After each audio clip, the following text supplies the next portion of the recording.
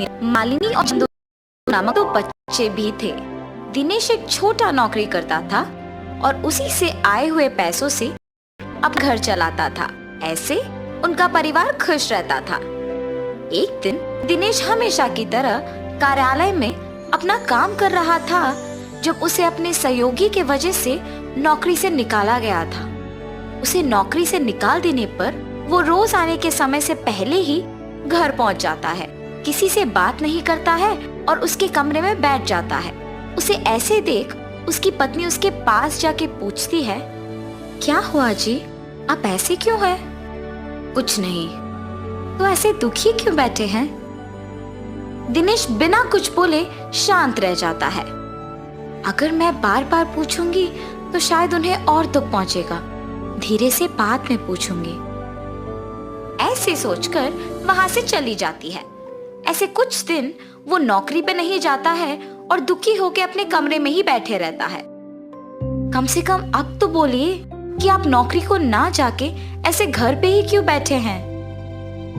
हाँ, इतने दिन नौकरी के वजह से ही अपने परिवार की देखभाल कर पाया हूँ, मगर अब वो नौकरी ही नहीं है। मुझे समझ में नहीं आ रहा कि मैं क्या करूँ। ऐसे बहुत दिन तक अपने पति को किसी से बात किए बिना दुखी रहते देख नहीं पाती है। किसी के नीचे काम करने के वजह से ही इन्हें निकाल पाए हैं ना। खुद से व्यापार करने का कोई तरकीब निकालना होगा, ऐसे सोचती रहती है। हाँ, ये तो एक अच्छा तरकीब है, ऐसे ही करना भला है। ऐसे एक योजना सोच के अपने पति को बताने जाती है। सुनिए, अब आपको ऐसे दुखी रहने की कोई जरूरत नहीं है।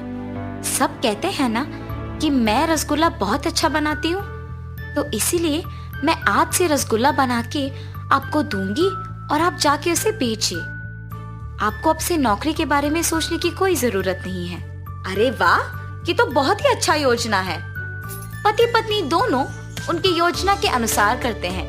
गायत्री रसगुल्ले बनाती है और दिनेश उन्हें बेचने जाता है। व्यापार अच्छा चलने पर और बहुत पैसे आने पर दिनेश बैठ के सारे पैसों का गिनती करते रहता है। पैसे तो बहुत आ रहे हैं, अब से मुझे हर रोज जाके रसगुल्लों को बेचने की कष्ट लेने की कोई जरूरत नहीं है। हफ्ते में एक भी बार जाके बेचूं तो बस है, आए हुए पैसों से खुश रह सकते हैं। ऐसे सोचकर अगले दिन जब उसकी पत्नी रसगुल्ले तैयार करके रखती है तो वो अखबार पढ़ते रहता है। मैंने रसगुल्लों को बहुत पहले तैयार कर दिया है जी, अब तक आप नहीं गए? आज से रसगुल्ले हर रोज बना के रखने की कोई जरूरत नहीं है। मैं जिस दिन कहता हूँ उसी दिन बनाओ तो काफी है। आज मैं रसगुल्ले बेचने के लिए नहीं जा रहा हूँ। अरे रे, तो फिर आज बनाए हुए रसगुल्ले व्यर्थ हो जाएंगे ना। आज के लिए इनको बेच दीजिए ना। मुझे पूछे बगैर तुमने रसगुल्ले क्यों बनाए? इसीलिए इन्हें बेकारी होने दो। ऐसे गुस्से में उसकी पत्नी से कहता है और उन रसगुल्लों को बेचने बाहर जाता है। तब से उसके विचार के अनुसार ही तभी रसगुल्ले बनवा के बेचने जाता है जब उसे पैसों की जरूरत होती है। एक दिन गायत्री के पास एक आदमी आता है। जी, कौन है आप? किसके लिए आए हैं? माता, मेरा नाम आदित्य है। मैं पड़ोसी गांव में रसगुल्ले बेचता हूँ। जब मैंने सबको पूछा कि रसगुल्ले कौन अच्छा बनाता है तो एक औरत ने आपका नाम लिया, इसीलिए मैं आपको ढूंढते हुए यहाँ आया। आप मुझे हर रोज ऐसे रसगुल्ले दे सकते हो? क्या मैं इस आदमी को रसगुल्ले बना के दूं या नहीं? लेकिन पड़ोसी शहर में ही तो बेचेगा ना। ऐसे सोच में पड़ जाती है। क्या हुआ माता, आप मेरे पूछे हुए सवाल का जवाब दिए बिना सोच में पड़ गए? क्या मुझे रसगुल्ले बना के देने में आपको कोई दिक्कत है? अगर है तो बोल दीजिए, हम उसका हल ढूंढेंगे। लग रहा है कि ये आदमी अच्छा ही है। अगर मैं इनको मेरे पति के बारे में बताऊंगी तो शायद हम दोनों मिलकर उनमें बदलाव ला सकेंगे। आप किस बारे में इतना सोच रही हैं? मेरे पति भी आप ही की तरह इस शहर में रसगुल्ले बेचते हैं। ऐसे उसको उसके पति के बारे में बताती है और आदित्य सोच में पड़ जाता है। माता, आपके पति को बदलने के लिए मेरे पास एक तरकीब है। मैं निश्चित रूप से उनमें बदलाव लाऊंगा। आप बस मुझ पे भरोसा रखें, रसगुल्ले बना के दे दीजिए। ऐसे वो रसगुल्ले लेकर उसी गांव में दुकान लगा के बेचने लगता है। इतने में पैसों की जरूरत होने पर दिनेश उसके पत्नी से रसगुल्ले बनवा के बेचने गांव में जाता है। सारा गांव घूमने पर भी कोई उससे रसगुल्ले नहीं खरीदता है और उल्टा उससे किसी और के रसगुल्ले के दुकान के बारे में गांव वाले बताते हैं। इससे वो घर वापस दुखी लौट आता है। क्या हुआ जी, आप दुखी क्यों हो? कोई इसी गांव में रसगुल्लों का दुकान लगा के बेच रहा है। गांव वाले उसी से खरीद रहे हैं क्योंकि वो बहुत स्वादिष्ट है। ये सब मेरे ही वजह से हुआ है। अगर मैं हर रोज रसगुल्ले बेचने जाता तो ये दिक्कत नहीं आती। पैसों की कमी ना होने पर मैंने हर रोज जाना बंद कर दिया और कभी कभी ही बेचने जाता हूँ। इसी समय में किसी और ने मौका देखा और हर रोज रसगुल्ले बेचने लग गया।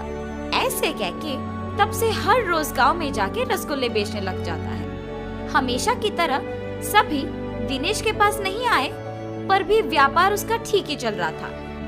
आदित्य जब गायत्री के बनाए हुए रसगुल्लों को लेने आया था तो वो गायत्री को दुखी देखता है। अरे क्या हुआ माता, ऐसे दुखी क्यों हैं आप? कुछ नहीं जी, मेरे पति के बारे में मैंने तो बताया ना आपको। वो आजकल सुधर गए हैं और हर रोज रसगुल्ले बेचने गांव जा रहे हैं। मगर किसी और ने हमारे ही गांव में रसगुल्लों का दुकान लगाया और इसकी वजह से उनका व्यापार पहले जैसे अच्छा नहीं चल रहा और वो दुखी हैं। माता, आपको याद है मैंने कहा था कि आपके पति में मैं बदलाव लाऊंगा? उस नए दुकान को मैंने ही लगाया। ये सब मैंने आपके पति को बदलने के लिए ही किया। अब जब वो सुधर गए, मैं वापस अपने गांव जाके हमेशा की तरह अपना दुकान चलाऊंगा। आप अब इसके बारे में मत सोचिए। ये कह के उससे रसगुल्ले लेके उस गांव में से दुकान निकाल के अपने गांव में लगाता है।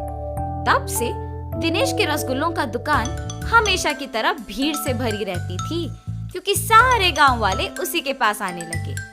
वो तो मेरी किस्मत है कि उस आदमी ने उसका दुकान निकाल दिया, वरना बहुत मुश्किल हो जाता था। अब से मैं किसी और को ऐसे मौका नहीं दूंगा और हर रोज रसगुल्ले बेचने आऊंगा। उस दिन से दिनेश ध्यान से रसगुल्ले बेच के अपने परिवार के साथ खुश रहता था। और इस कहानी का नैतिक क्या है? आलस सबका दुश्मन है। अगर हम हमारा काम गर्व के वजह से ढंग से नहीं करेंगे तो कोई और हमारा मौका